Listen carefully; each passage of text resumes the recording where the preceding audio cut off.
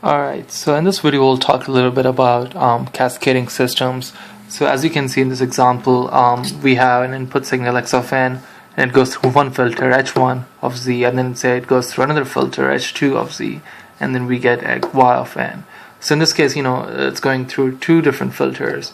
So basically in z domain, what we can do is, instead of writing it as two different filters, we can combine them together as one filter. And when you combine them together, this is what you get. So the equivalent of these two are h of z is equal to h1 of z times h2 of z. So they basically both get multiplied.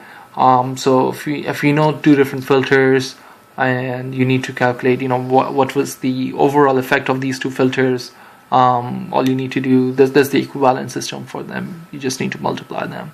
So this property can lead to some interesting problems, such as, say, if you know one of the filters and you know the equivalent system of the whole thing. So in that case, then you can calculate the other filter just by dividing it. So say if you know h1 of z and you know the overall system, h of z, so then in that case h2 of z will just be h of z divided by h1 of z.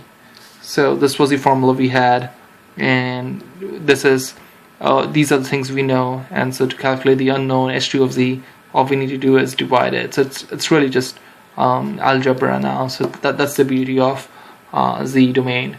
And another case which is kind of interesting is in the case when we get h1 of z, is when you have h1 of z times h2 of z.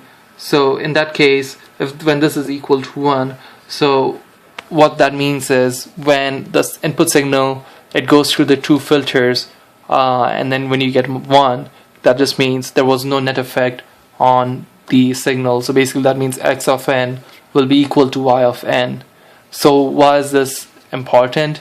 Is because, say if a picture it was blurred by the filter h1 of z, and we want to deblur the image, then we can find the equivalent filter by equating this times nx equals to 1, and then whatever filter we get, that will be the filter we need to deblur an image. So these are the two interesting things about the cascading property of the z domain.